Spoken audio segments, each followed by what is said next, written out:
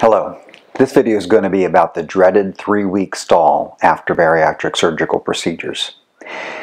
Say it's about 3 weeks ago that you had your gastric bypass or you had your sleeve. At first you were losing weight fantastically well.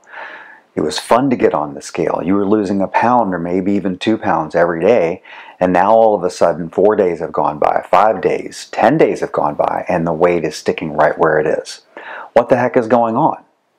Well, I'm going to talk about that. My name is John Pilcher. I'm a bariatric surgeon in San Antonio, and I'm going to talk not only about that 3-week stall, which is so troublesome and concerning, but I'm going to talk about a 3-month status check, and I'm going to talk about the 6-month plateaus, and then work from there into the rest of life and weight maintenance after bariatric surgery. In a moment, I'll have more to say about that dreaded 3-week stall, what's going on and what to do, but I want to put that 3-week stall in the context of the overall typical weight loss curve for bariatric surgery. For the sleeve and the bypass, patients typically lose weight for about 12 months, give or take a couple of months after the surgical procedure. And in the first 3 months, that weight loss tends to be pretty brisk and mostly steady, except for the 3-week stall. In the second 3 months, the weight loss continues to be steady, but not quite as fast. And in the remaining 6 months of that typical 1-year time frame, the weight loss is slower, but it's still happening, and it's in the structure of what we call plateaus, which means that for most patients, the weight is steady for a little while, and then it drops, and then it's steady, and then it drops, kind of like in a stair-step pattern. So having said that, we're going to come back to the first of those 3 sections that I call the 3-week stall. This is happening within 1 month. Now we're going to take that overall weight loss curve and we're going to focus in on the first month or 6 weeks where the 3-week stall is happening in the middle of that weight loss curve. And at first, when you're losing weight, the first, let's say, 2 or 3 weeks after your bariatric operation, the weight loss is really steep. It's almost fun. You can get on the scale once or twice a day. The weight's always going down, the weight's always going down, and it's like a wonderful roller coaster ride. Your weight's just cruising down, and then you get to about 3 weeks, and different for different patients, but bam, the weight loss kind of stops, and then it stays stuck for a little while, and you're like, what the heck? Things were so awesome a couple of weeks ago, and now I'm still doing all the right stuff, and the scale's not moving.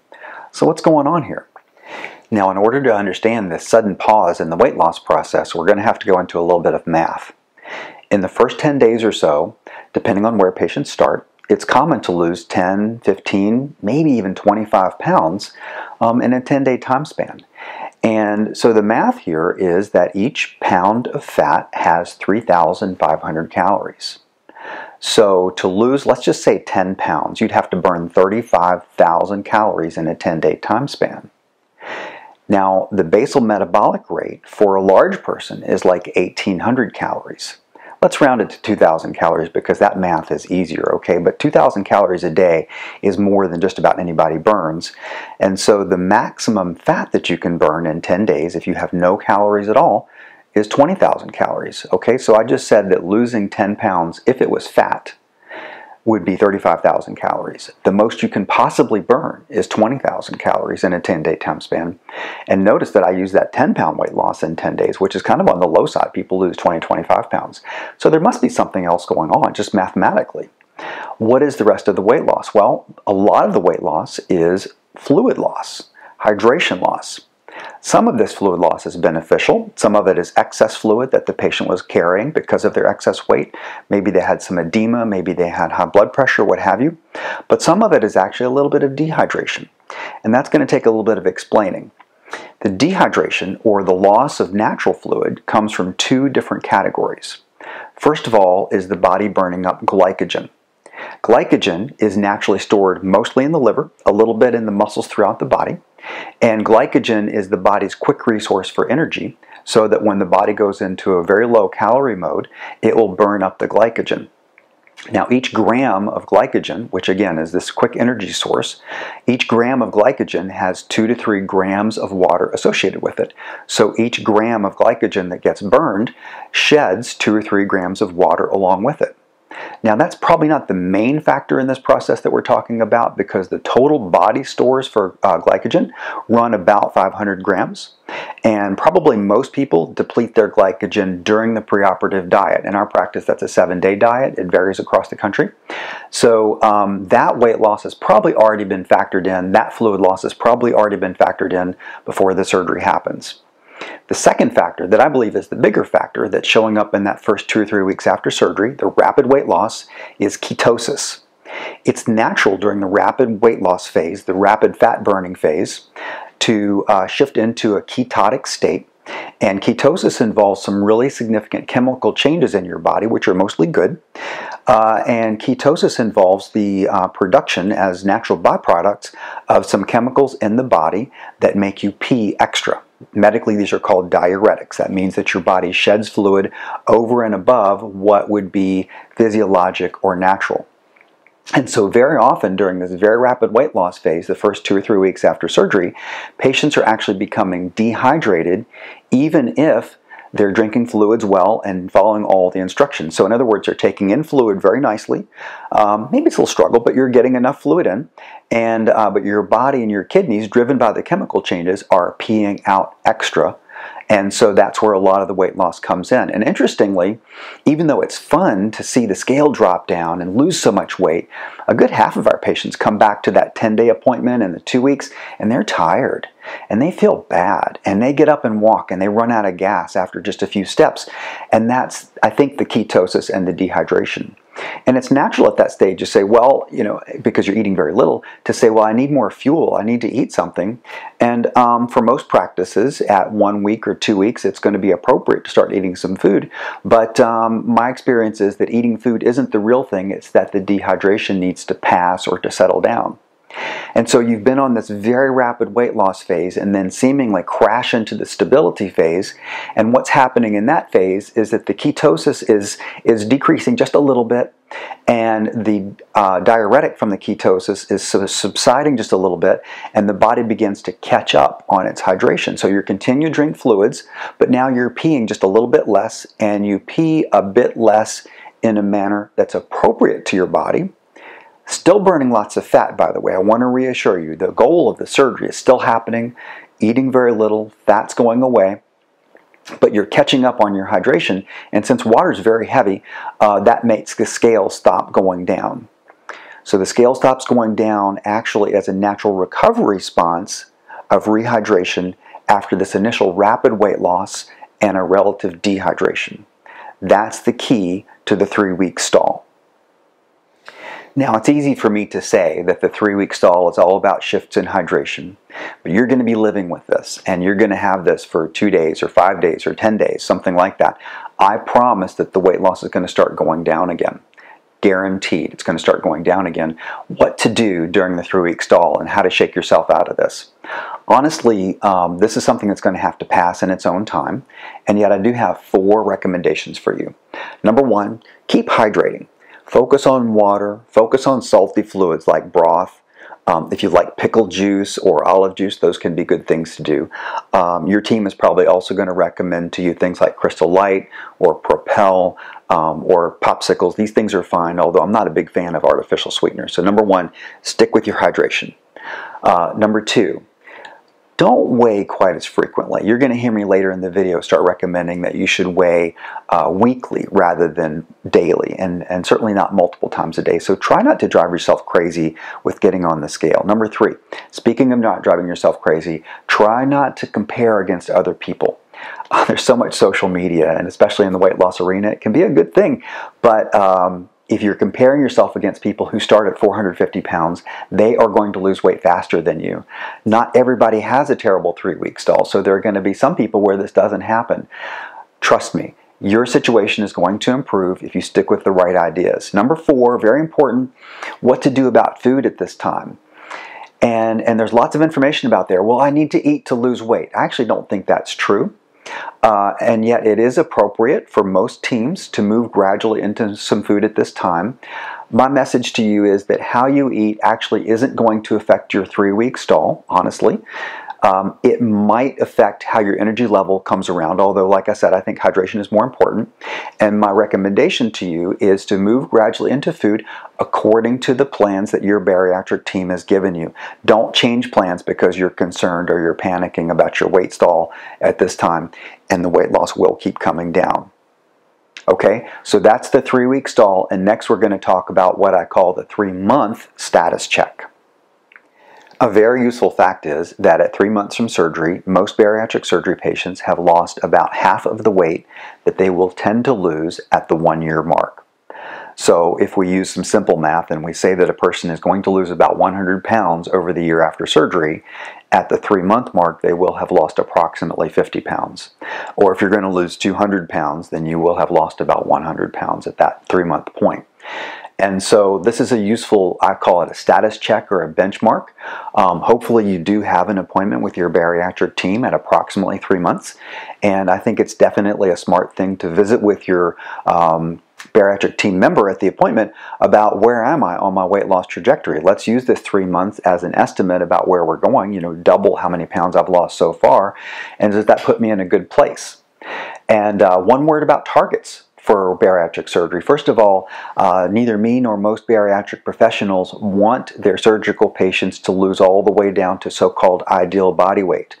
Ideal body weight is typically too skinny for people who have weighed over 200 pounds or weighed over 250 pounds or over 400 pounds in their life. When you have the significant excess weight, your body takes on extra structure. It could be extra bone, it could be extra heart muscle, extra kidney, to support that excess weight. And it's not healthy to lose all the way down to the ideal body weight. So set that aside. And if we were to get your body mass index to the range of 27 to 29 to 32, that's typically going to be a very healthy, sustainable weight for you over time, where you'll have good energy, where you'll have normal longevity, normal health status, and normal appearance too. People look good at this level, whereas if they get down close to ideal body weight, they look wasted or thin. Okay, so one side note about long-term goals, but you want to discuss the goals with your team member. And for the vast majority of patients after their surgery, they are on track to achieve very good goals. And in that case, the thing is to just work on your habits, lock in your habits, and continue with routine follow-up. There are going to be some patients who aren't losing weight appropriately at that point. I should say really more so aren't losing weight according to the target that they have with their team member. And in those cases, you may want to intensify your treatment plan. And I'll say what intensification means in a second, but the deal is that at 3 months, you're still losing weight. And if you're not happy with where you're going, it's a lot easier to change the trajectory or the path of the weight loss, okay, to make it steeper and lose weight faster than it would be at 12 months to say, okay, I'm not happy with where I am, and I'm going to try to lose some more. You can lose weight at 1 year after your surgery, but it's pretty hard. And so it's a lot easier to intensify the plan up here. What does intensification mean? Well, for most people at 3 months, they're eating appropriately. And so there may be some changes in the food plan, but that's usually not where the money is. Most people at 3 months aren't exercising as well as they could be. And so adding in some exercise, especially strength exercise to build muscle, is going to be a great idea. If you happen to be one of those uncommon patients who's not taking their vitamins at 3 months, vitamins seem to help with weight loss because they seem to help the metabolism, and vitamins certainly are important for avoiding medical problems. And then most bariatric teams also have the option of adding in medicines, appetite suppressing medicines or other metabolism boosting medicines to help the surgery work well. And this type of intensification of adding in medicines wasn't done commonly 5 or 10 years ago because we bariatric surgeons, we were old-fashioned. We were thinking, okay, it was either surgery or medical treatment for the weight. But now what we say more so is that, now what we say more so is that we're going to apply whatever treatment is safe and sustainable that's going to synergistically work to help you achieve your goal weight in a way that will last over time. At the 6-month mark from bariatric surgery, most patients are feeling good, they're eating a variety of foods, they're appreciating the dramatically improved health from the weight loss, and in fact for most patients their weight already has entered a healthy sustainable range. But most patients feel like they're not done with the weight loss at this point. Even if they feel good and they're healthy, they want to lose more weight to kind of increase the safety margin from that high level where they used to be, or they're not completely happy with their health goals, etc. And this is appropriate. The bariatric team, we want to help you with continued weight loss, and what I think is equally important with lifetime weight maintenance at this 6-month time frame. Now, for a lot of patients at the 6-month time frame, there are some concerning things that may be starting to show up. Somewhere around this time, patients start noticing increased food capacity. They may notice increased hunger a little bit, and the weight loss is starting to slow down. You know, earlier we had this kind of steady curve, and now the weight loss is shifting from a steady trajectory downwards into this thing, like I've mentioned, that we call plateaus, which means that it's flat for a little while, and then it steps down, and it's flat for a longer time, and then it steps down. And for most patients, the weight loss settles at about the 12-month time frame, give or take a month or 3. So I definitely want to reassure you, if you feel these changes of increased capacity, a little bit more hunger, it doesn't mean your surgery is broken. It means that there's a natural fading of the power or the strength of your bariatric operation. It means that it's time for you to reinforce your conscious control of your lifestyle to work with the surgery in a sustainable way that will keep your weight at a healthy level for many, many years to come, and really, probably more importantly, to stay in a healthy metabolic balance. I have 2 categories of recommendations for you at this point. I have kind of core principles that I want to reinforce, and some new suggestions for monitoring yourself, your weight, and your habits over time.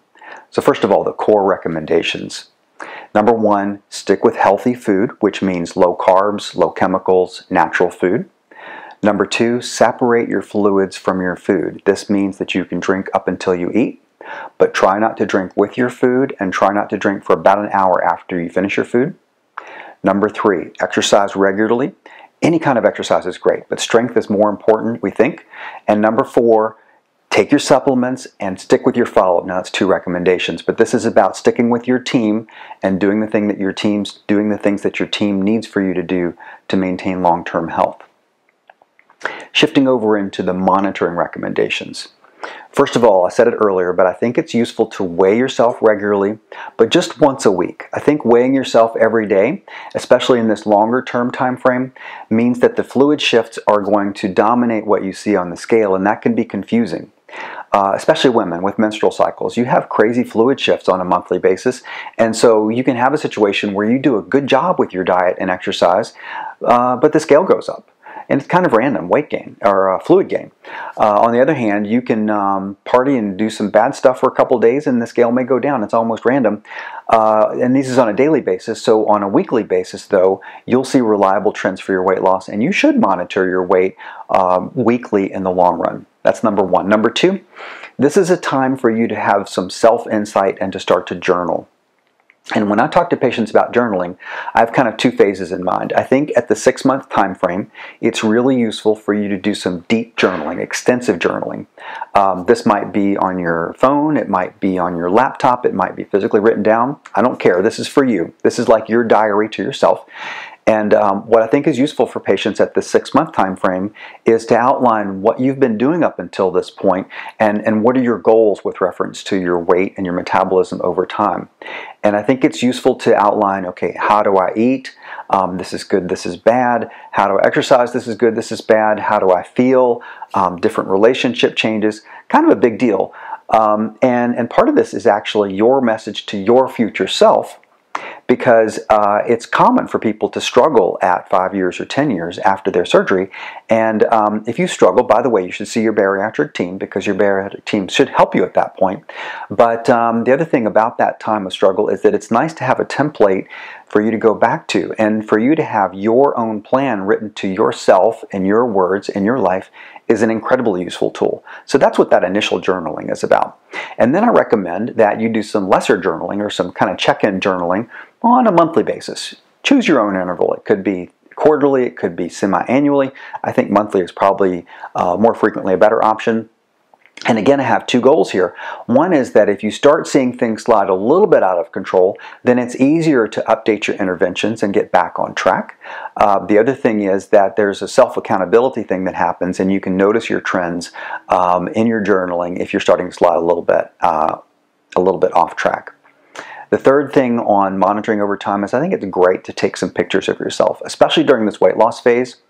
And these are pictures just for yourself, and if you hopefully captured some before surgery, but you should do them monthly or quarterly or something like that in the long run. And maybe you pick the same place in your house, maybe you pick the same clothes. You don't have to do it that way, but that's a common thing. There's something different about the processing that the human brain does with pictures, something external objective versus looking in the mirror. And part of what I'm going after here is that I think it's very useful for you to have an accurate self-image of your changes. And if you're just looking in the mirror, if you're just listening to other people, you're not getting an accurate self-image. So looking at these pictures of yourself for your own purposes can be pretty useful. And these self-monitoring things, just help you stay on track. So altogether now, that's more or less the first year of weight loss adventures after bariatric surgery. There can be some rough spots, but mostly it's a good story. And hopefully I've given you some tools to feel like you are actually in control at each step of this journey. I hope you're well.